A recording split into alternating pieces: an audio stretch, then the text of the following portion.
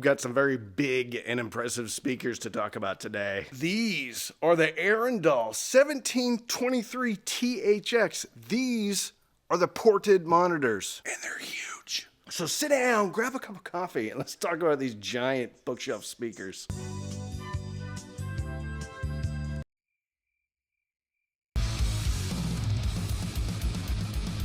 Usually, I like to bring a speaker in here, show it to you, throw it around, maybe toss it up in the air and catch it.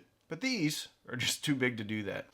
They come from the Arendal 1723 THX series. I did a smaller speaker from this same series, and they were good. These are phenomenal. Stick with me till the end to find out why. Two-way. Two 6.5-inch woofers made from HDF, crossed over at 1500 Hertz, 88.7 dB sensitivity. So they're pretty easy to drive, but they do come in at a nominal impedance of 4 ohms. I had these hooked up to the Pioneer VLX VX305, which is a very good home theater receiver. I also had these hooked up to the Emotiva XPA Gen 3. Both did a great job of driving these speakers. The interesting thing is they give 3 different low frequency roll-offs depending upon if you have them sealed, if you have one port open, or if you have both ports open. Sealed, they roll off at 66 Hertz. One vent, 59 Hertz. 2 vents open, 46 Hertz. And that's how I ran them, with both ports open. 22.5 inches high, 9.6 inches wide, and 12.6 inches deep. They actually have a bigger version of this with 2 8-inch woofers. The tweeter is 28 millimeters, about an inch, and they come in at a beefy 41 pounds. This is a big speaker. On the back, you have some very nice binding posts. You can buy amp or buy wire these. Very nice finish, very similar to Bucard as far as finish goes. So kind of a matte paint, so it's not super glossy or anything. Impeccably done. Brilliant build quality.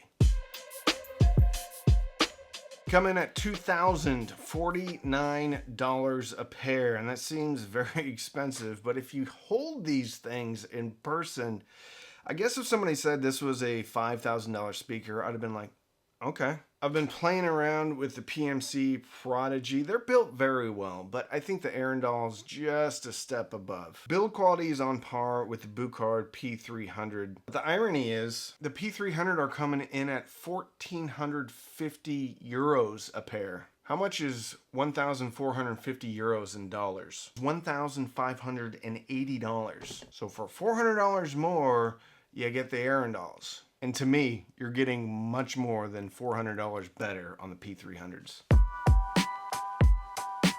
So I use these as a left and a right home theater speaker.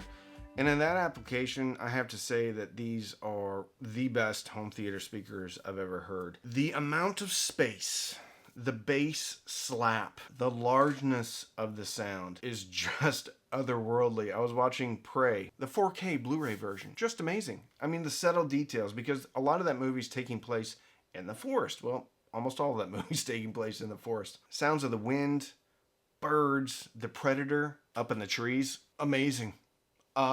Amazing. I don't have the Arendal center speaker, so I was running the Q Acoustics 5000 series center speaker. From a tonal standpoint, I couldn't tell a difference. That's why you should never really be that freaked out about running a different center speaker brand from the front speakers, unless maybe it's like a Klipsch and then something else. But the Qs and the Arendals are close enough in tonality that there was nothing that was distracting. I was running this with only one 12-inch SVS SB1000 Pro in my big room, and I was shocked at just how much bass was coming out of the Arendals. So I went into the receiver and I said that the left and right speakers were large, which means full range. So they were getting all of the bass, so there was no crossover put on these speakers. And since I only had one sub, and it was kind of a small sub in that large room, I wanted to see if they would fill out the rest of the bass. And they did, and it was awesome. I was also watching Oppenheimer yesterday, and I had my hand on the side of the couch, and I could feel the bass in the couch. Spectacular. Dialogue, super clean, super clear. A lot of times when I get a speaker that's, I would say this is probably a flat frequency response, it just sounds tinny, vocal forward, not a ton of dynamics, not the case with the Arendals. Really impressed. Soundstage is spectacular, as you would probably have guessed from the huge waveguide. I don't know if it was just my room, but I actually have a Christmas tree right to the left of the left speaker, so there's no way that my room is set up perfectly for these speakers right now. And these speakers didn't care, not only for movies, but for music. So What by Miles Davis? Oh my gosh. The instruments were perfectly placed in space. Center image was great, and actually on some tracks I turned off my center speaker, which was the Q Acoustics. Now I didn't need them. However, it's going to depend on how the source material was mastered. Sometimes dialogue is really recessed and the track is very dynamic, so there'll be a lot of stuff going on. But for probably 85% of the stuff out there, you don't really need a center speaker. Let's talk about bass. This reminds me a lot of the CSS Crichton 1TDX. One of the best bass experiences I've ever had with a speaker, a bookshelf speaker. There was a certain tangibility, a certain slap in the bass that I heard from that speaker. And I also hear it from the Arendal. When the source material calls for a big slap, you get it. And there is that slap, that quick pop that you hear with the bass. Weezer's cover of Africa comes in really chest-thumping bass, but on the lead-in to each of those bass hits, there's that tangible slap. It's just super addictive. Miles Davis, So What? The bass line, again, very plucky, clearly defined. Very impressed with the bass. Extension is also quite good considering the low frequency roll-off. Narcissistic Cannibal by Korn off of the Path of Totality record. At the 60-second mark when it goes doo-doo, I did hear it, and I had the subwoofer off completely. Very natural, balanced bass with tangibility, with clarity. Really impressive when it comes to the bass. Let's talk about mid-range. Hey Jude by the Beatles. Whew. I'm trying to paint a picture here, and that picture is complete separation, accurate tonality, no color on it one way or the other. With Hey Jude, vocally there was complete separation, perfect center image, and a depth to the sound. Sad But True, Metallica. The initial guitars, the drums, again separate. I guess we're talking about Soundstage and Imaging. What I'm hearing, what I'm experiencing, goes hand in hand with Soundstage and Imaging. Because it's one thing to hear separated out vocals, separated out guitars, crispy guitars, no smearing of one instrument into the other. But it's another thing when you kind of couple that together with really good soundstage and imaging. And at that point, I'm having a hard time separating out what is soundstage and imaging and what is the mid-range sound. It's just a presentation.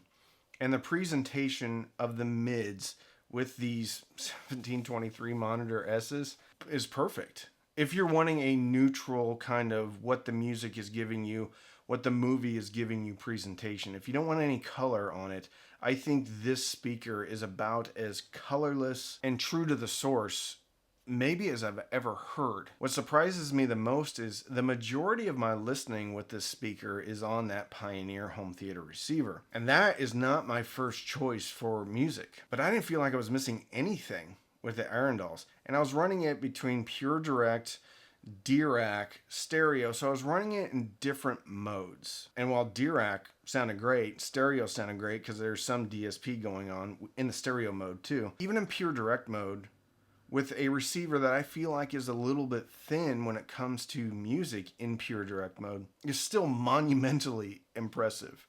Let's talk about treble. The theme kind of continues with treble, air, extension, cymbal decay, accurate tonality. You could just almost see the metal just vibrating a little bit on the cymbals. All the Nirvana MTV Unplugged stuff was big. You could feel the size of the room. The cymbals on the Black Album, Metallica, were spicy, just like it was recorded. Boosted, just like it was recorded. Snare hits on Sad But True. Snappy. The ride cymbal on So What. Not overly shiny. Accurate. Treble is great. So what are my final thoughts? I don't know really how to put into words just how good this speaker is. I can say this is the best. I can say this is the most impressive experience I've had with a set of speakers, but it kind of depends on what mood I'm in. I think the best way to describe this speaker is it is the best neutral speaker I've ever heard. Instrument separation is otherworldly. Placement in space, soundstage and imaging is otherworldly. Bass is detailed, slappy, and when the source material calls for it, absolutely powerful. Midrange to my ear is tonally accurate. No color, no warmth, no coolness, just the music or the movies. Speaker's incredibly dynamic too, and fairly efficient. So even on lower powered home theater receivers, I think you're really going to hear a lot coming out of the speaker. You don't need a crazy amount of power.